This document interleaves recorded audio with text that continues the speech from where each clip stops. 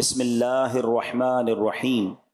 پڑھیے الصلاۃ والسلام علیک یا رسول اللہ وعلی آلک واصحابک یا حبیب اللہ. الصلاۃ والسلام علیک یا نبی اللہ وعلی آلک واصحابک یا نور اللہ. حدیث پاک کا مضمون ہے کہ جو کوئی شخص مجھ پر ایک بار درود پاک پڑھتا ہے اس پر اللہ تبارک و تعالیٰ کی طرف سے 10 رحمتیں نازل ہوتی ہیں. جو 10 بار درود پاک پڑھتا ہے اس پر 100 رحمتیں نازل ہوتی ہیں، اور جو 100 بار درود پاک پڑھے اس کی دونوں آنکھوں کے درمیان یہ لکھ دیا جاتا ہے کہ یہ بندہ دوزخ کی آگ اور نفاق سے بری ہے. 100 بار درود پاک میں کتنا وقت لگتا ہے؟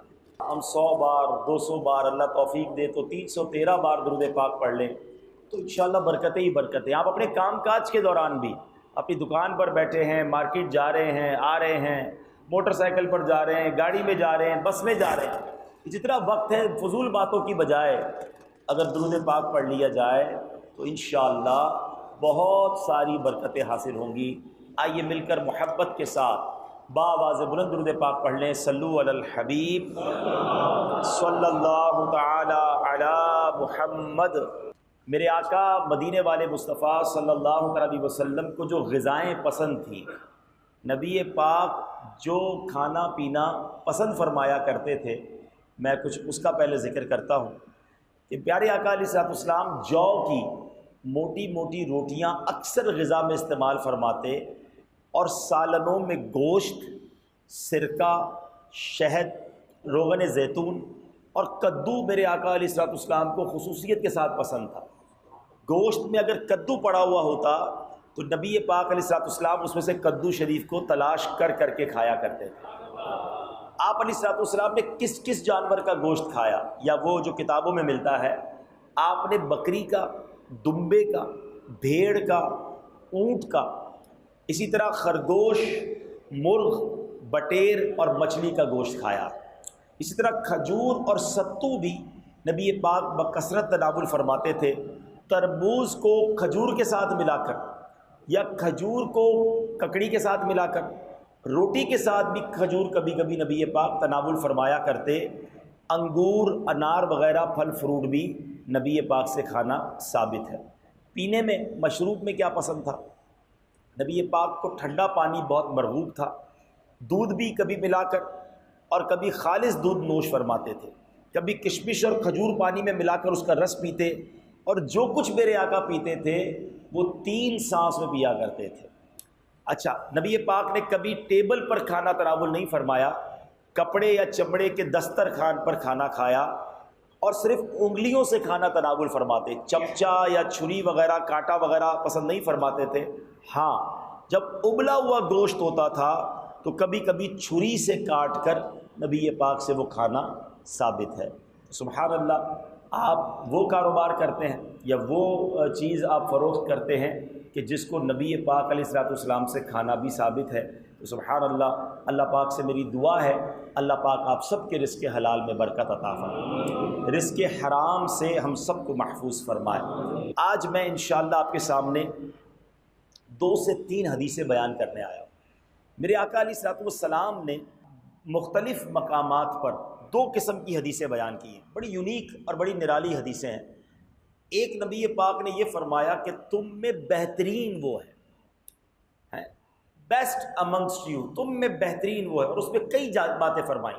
ایک جگہ فرمایا تم میں بہترین وہ ہے جو قرآن سیکھے اور دوسروں کو سکھائے. کسی جگہ کچھ فرمایا، کسی جگہ کچھ فرمایا. تو بہترین لوگ کون ہیں اس کی ڈیٹیل بھی نبی پاک نے اپنی حدیثوں میں عطا فرمائی. اور کئی مقامات پر نبی پاک نے فرمایا جو ایسا کرے وہ ہم میں سے نہیں ہے. یعنی ایک طرف بہترین لوگ اور ایک طرف ان لوگوں کے بارے میں فرمایا وہ ہم میں سے نہیں.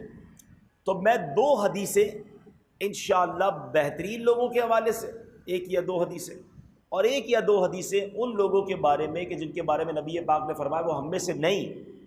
تو یہ 2 باتیں سمجھنا بہت ضروری ہے. ہمیں بہترین لوگوں میں بننا ہے، ہمیں ان لوگوں میں نہیں بننا جس کے بارے میں نبی پاک فرما رہے وہ ہم میں سے نہیں. ہم کہاں جائیں گے؟ اگر آقا علیہ الصلوۃ والسلام نے ہمیں اپنے آپ سے دور کر دیا تو پھر تو مارے جائیں گے نا. شفاعت کس سے لینی ہے؟ دامن میں کس کے چھپنا ہے؟ تو اب غور سے سنیے. تو اب بہترین لوگ کون ہیں؟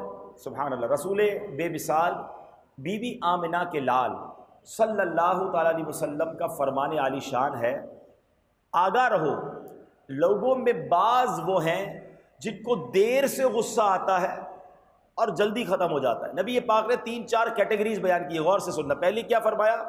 غصہ بڑی دیر سے آتا ہے اور فرمایا جلدی ختم ہو جاتا ہے. بعض کو جلدی غصہ آتا ہے اور جلدی ختم ہو جاتا ہے. دوسری کیٹیگری ہو گئی. فرمایا سن لو ان میں سے بعض کو جلدی غصہ آتا ہے، دیر سے اترتا ہے. سن لو بہتر وہ ہے جن کو دیر سے غصہ آئے اور جلدی ختم ہو جائے، اور برے وہ ہیں جن کو جلدی غصہ آ جائے اور دیر سے زائل ہو، یعنی دیر سے ختم ہو.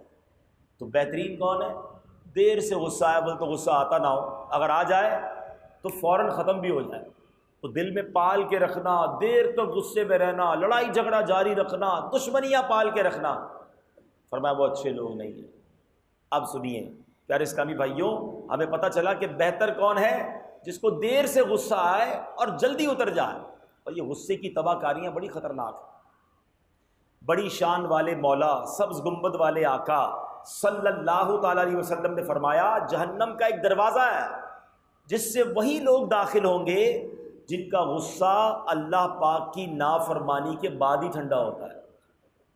اب آپ غور کر لیں، اکثر ہم میں سے وہ لوگ ہیں ان کا غصہ ٹھنڈا کب ہوتا ہے؟ جب تک گالی نہ دے دیں، جب تک جھگڑا نہ کر لیں، جب تک اگلے کی غیبت نہ کر لیں، جب تک اس کو کوئی نقصان نہ پہنچا دیں، جب تک ہاتھا پائی نہ کر لیں. یعنی ہر اینڈ آف دا غصہ جو ہے نا، غصے کا اختتام وہ اللہ کی نافرمانی پر ہی ہوتا ہے.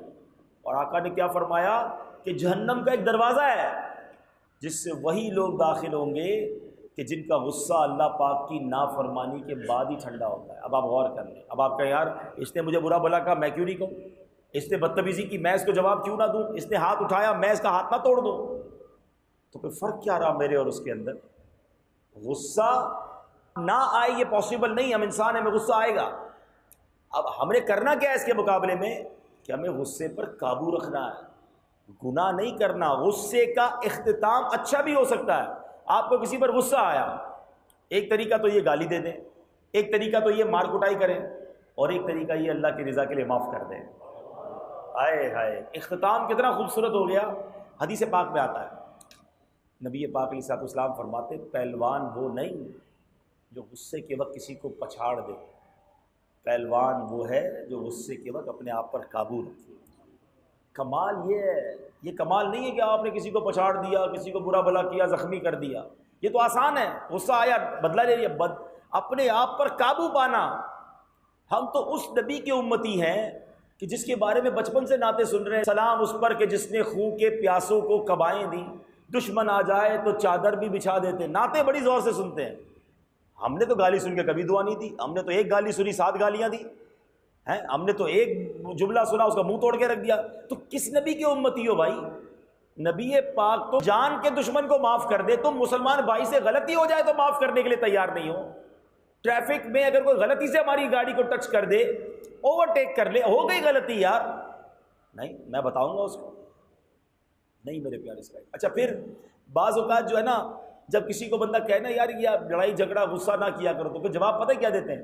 بھائی جان ہم شریف کے ساتھ شریف ہیں، بدماش کے ساتھ بدماش ہیں.